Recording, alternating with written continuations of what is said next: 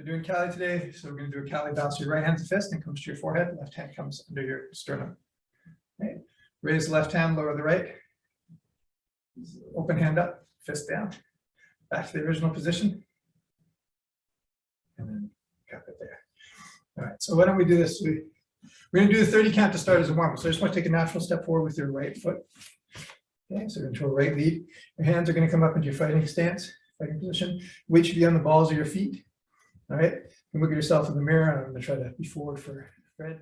Jab, cross, body, body, upper, upper, tight, tight, low, low, long, long, over, shovel, backhand, forehand,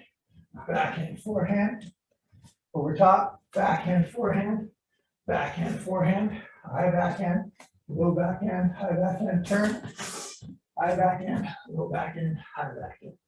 All right, I like to do that first. It gives good reference, you know, to jab, cross, a hook. Everything we're going to work the jab, cross, and hook back and forth. Okay. So when he jabs, I'm going to shift back and catch the jab. So I'm just putting my hand to intercept that shot. Okay. I don't stay there and bear into it because I'll probably eat it. So when he jabs, I shift back a little bit. I put that glove there to make sure it doesn't come any further. When the cross comes, I'm going to parry off his side. Right? Not just maybe at center line to parry. And when the hook comes, I'm going to cover my head and step to the side a little bit. Okay. So basically, I'm making a pillow with my arm. I'm relying more on the side step. I'm relying more on the side step to take most of this thing off. And I want to make sure I can still see him. Because I don't want to cover my face. I also want to put it too wide out because he'll just come inside it. Right? So it's like you're brushing your hair back and just grabbing the back of your head.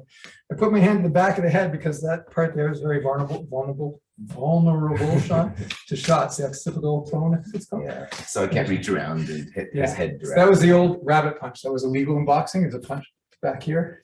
So we cover with the hand just to be safe in case of a wraparound. All right. And then I feed him back. So he catches the jab, he parries the cross, and he covers for the hook. Jab, cross, hook. You don't have to go hard, but you have to try to make contact. So to be safe, I aim just at his eyebrows, just at his forehead, so that if he doesn't block, I'm just hitting his forehead, which won't break his nose or cut his lips or anything. Okay, but I am trying to touch. So I'm going to jab, cross, hook, and he's trying to touch. Jab, cross, hook. And that's all I want you to do. Back and forth. Okay, it doesn't have to be hard. It's not hard. It shouldn't be hard. Never. It doesn't have to. It shouldn't be hard. Jab, cross. Just to move on a little bit, we're going to go to jab, cross, body hook. So if he jab, cross, and hooks the body, I catch, I parry. When he hooks the body, I'm going to try to lower the distance between my hip and my elbow to cover my floating ribs. And I'll still, one more time, I'll step off as I do it. Okay? And just because my vulnerable area is this area right here, with ribs and ribs, no ribs. So as he comes, I just drop just a little bit. Okay? And once again, this is one option. Another option could be that I can parry. Okay? But if I parry, I'm dropping my hand, and that gives me, I'm in danger of getting hooked. So I keep the hand up, okay?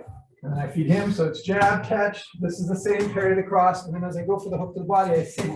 So as I'm feeding it, I'm feeding him cues to react. I'm not faking him out. I'm not going jab, cross, I'm sneaking the shot in. I'm going jab, cross, and I'm sinking it. I'm giving him the cue. And he's doing the same for me. He's giving me the visual cue, right? At the beginning, that's what we're going to see. When people, as far as self-defense go, when the adrenaline's going and your body's filled with chemicals, as my pharmacist friend will tell. I'm just standing off to the side, but I'm still watching. It's okay. But it's okay. I always talk to the TV, right? I can never remember to talk to the camera.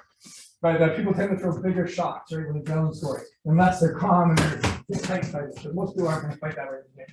All right, but all I want is catch the jab, parry the cross, cover for the body hook. Then he comes in, catch, parry, cover. All right? Back and forth. All right. Jab, cross, body hook. So we're going to do the lead hand series. I wasn't, last time I was having trouble to see if I got them right this time, but it's catch, right? Pais, which is parry.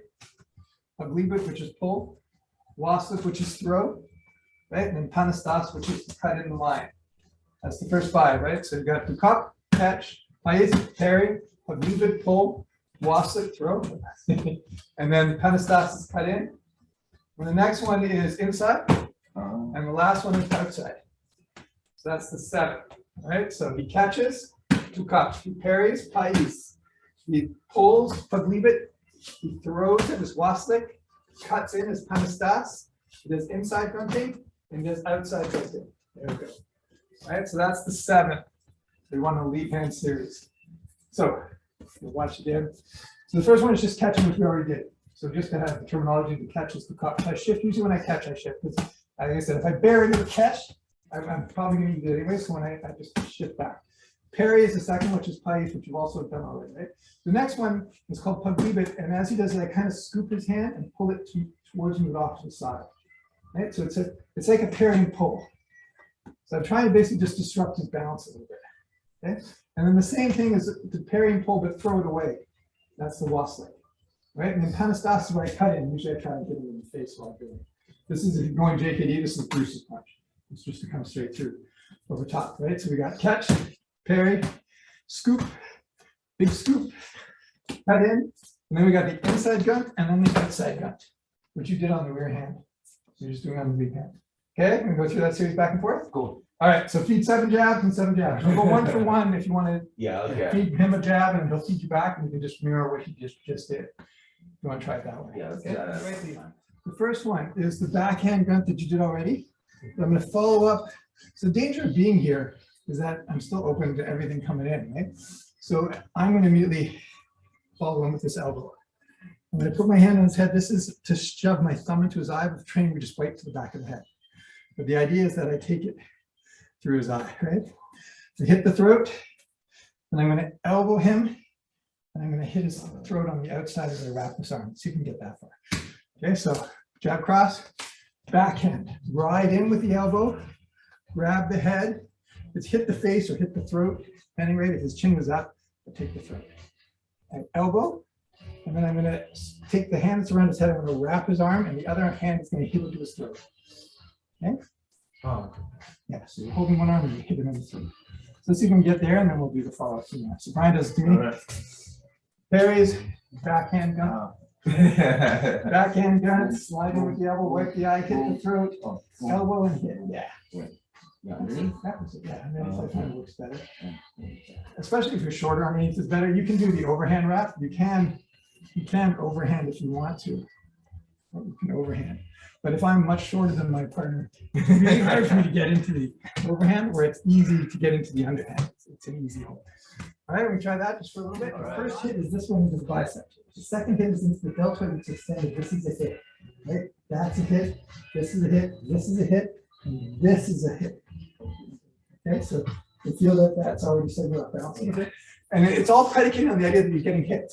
Right? So if I just come in and try to wrap his arms, but if I come in and I damage his arm and I hit him in the pump, and while he's thinking about that, now I go for the arm wrap. Now I got a chance to get him.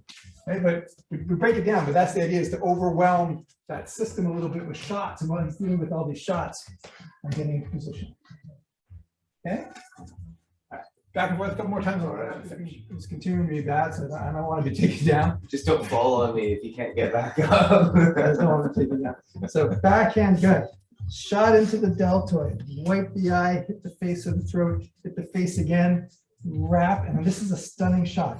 As I do, I'm going to knee. Now, combatively, I would land on his foot. For training, that's not fair because it will really do damage to his tendon. Because if I stay on his foot and I do the rest of this series without releasing his foot, it's going to tear ligaments in his leg, which is what it's meant to do. But for training, I'll step past his foot. I'm just trying to unbalance him. So ideally, what happens is his rear leg will step across. See? That, and he's unbalanced. And I'm going to bowl his head through as I bring my right leg to my rear. My right leg's going to go rear, and I drive this hip through. And that's big. We don't need to do follow-ups from here. Take down fine. If you want a simple follow-up, it's just I drop my knee into his ribs, or I drop my knee into his face, whatever side I want. I don't need to do locks and stuff. Okay. As far as self-defense goes, all I want to do is make sure he can't follow me. Drop a knee into his ribs. And it's going to be harder for him to follow me. I'm glad that that was my Boom. Yeah. Yeah. Elbow, backhand again. Knee. Nice. Yeah. Good job, Ron. Yeah. That was nice. You got the idea. I mean, this is that's the wicked material, but that's core material that we've done for decades. Like that particular series. This bam, bam, bam, bam, bam. That's just our 101 for Panatukan. That's what we're getting.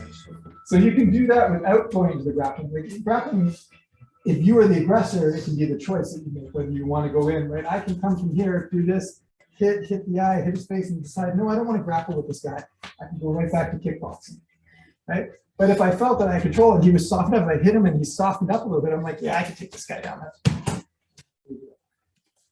Okay, so number 2.